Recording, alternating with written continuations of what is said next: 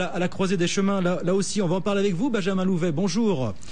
Oui, bonjour Guillaume. Directeur général de Prime Finance avec nous. C'est vrai qu'on se pose la question, Benjamin, de savoir où va le pétrole. On a vu des mouvements un petit peu divers ces derniers jours. Là, on est à 80,72 $, je vois sur le WTI. Alors, c'est vrai qu'on pourrait penser au premier abord que la dégradation du triple américain et puis les révisions à la baisse de croissance, le fait qu'on se prépare à un scénario de ralentissement, tout cela plaiderait pour une détente des prix du pétrole.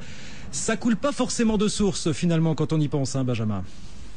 Non, effectivement, ça coule pas forcément de source pour une raison relativement simple, c'est que si aujourd'hui l'essentiel de la consommation de pétrole se trouve encore dans les pays de l'OCDE et notamment aux États-Unis ou au Japon, l'essentiel de la croissance de la demande, elle, vient des pays hors OCDE et notamment de la Chine qui représente pratiquement la moitié de la croissance de la demande de pétrole dans les différents états qui sont publiés par les différentes agences qui suivent ces marchés-là. Oui. Alors on a eu justement 3 rapports qui ont été publiés dans les 2 derniers jours, le rapport de l'Agence américaine à l'énergie, le rapport de l'OPEP et dernièrement le rapport de l'Agence internationale à l'énergie qui conseille donc les pays de l'OCDE. Oui. Ces 3 rapports arrivent à la même conclusion. La croissance de la demande est toujours forte. Elle devrait rester forte aussi l'an prochain. Malgré tout, il y a une grosse nuance par rapport à avant. C'est qu'aujourd'hui, l'OPEP, aussi bien que l'Agence internationale à l'énergie, et peut-être davantage l'Agence internationale à l'énergie, propose des scénarios, je dirais, annexes par rapport au scénario central, qui prennent en compte une croissance revue à la baisse et qui font état d'une baisse de la croissance de la demande l'année prochaine, qui pourrait être assez forte, puisque l'Agence internationale à l'énergie parle d'une croissance de la demande qui pourrait atteindre 600 000 barils au lieu des 1,6 million barils prévus aujourd'hui. Oui. Donc c'est une baisse qui est très importante. Néanmoins, ce qu'il faut retenir, c'est que ça reste une hausse de la demande malgré le scénario de ralentissement fort, puisque dans le scénario alternatif que propose l'Agence internationale à l'énergie, on parle d'une croissance mondiale qui tomberait à 3%, alors que, rappelons-le, aujourd'hui, les estimations du FMI sont entre 4,2 et 4,4%. Donc on parle vraiment d'un ralentissement très prononcé, et malgré tout, la croissance de la demande se poursuivra l'année prochaine, 600 000 barils. Et puis on a un deuxième problème, c'est que malgré tout, à court terme, même si l'économie a un peu ralenti, on est dans une situation où la croissance de la production n'arrive pas à suivre la croissance de la demande, et tous les organismes qui suivent ce marché aujourd'hui sont assez d'accord pour dire que quoi qu'il arrive, on devrait avoir un déficit de production par rapport à la demande pour le 3e trimestre, qui traditionnellement est un trimestre de forte consommation, et on se demande comment on va pouvoir arriver à maintenir l'équilibre. Il va falloir plonger dans les stocks, et donc on risque d'avoir une forte tension sur le marché. Ce qu'ont fait d'ailleurs les Américains il y a quelques temps. Et puis pour l'an prochain, alors c'était aussi une petite nuance entre le rapport de l'OPEP et celui de l'AIE, c'est que l'AIE attend un petit renfort entre guillemets de la part du Japon, eu égard aux difficultés post-Fukushima, qui va consommer davantage de pétrole, ce qui pourrait constituer un soutien et peut-être compenser ce que l'AIE considère peut-être comme un petit coup de mou peut-être du côté de la Chine. Alors après, qui reste à relativiser. Là aussi, plusieurs thèses peuvent s'affronter, finalement, Benjamin.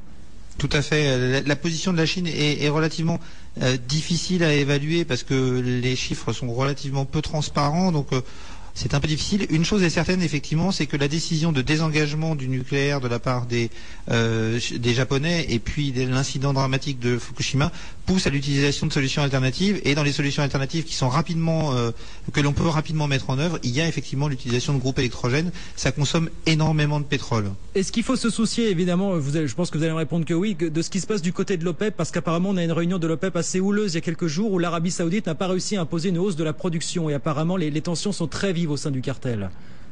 Oui, on a un cartel qui est aujourd'hui dans une situation très délicate et qui aura du mal à retrouver un fonctionnement normal avant l'année prochaine. Il faut savoir que le cartel de l'OPEP procède selon une présidence tournante. Actuellement, est assuré par l'IE. Beaucoup d'experts l'avaient déjà dit d'ailleurs et l'avaient prévu avant même la prise de présidence de l'Iran. Le cartel aurait beaucoup de mal à travailler sous cette présidence. En 2012, on va revenir sur des terrains plus classiques et on devrait pouvoir retrouver une OPEP qui fonctionne normalement. Maintenant, il faut aussi voir que l'OPEP a toujours eu du mal à fonctionner dans les périodes de forte tension. Les Anglais disent en rigolant que l'OPEP est un peu comme les feuilles de thé dans l'eau chaude. C'est-à-dire qu'il faut que la situation soit très tendue pour que l'OPEP arrive à s'accorder et à prendre les bonnes décisions pour détendre le marché. Mais aujourd'hui, force est de constater que de toute façon, l'OPEP, même s'ils sont de plus en plus importants dans la production, puisqu'ils représentent plus de 40% de la production mondiale de pétrole.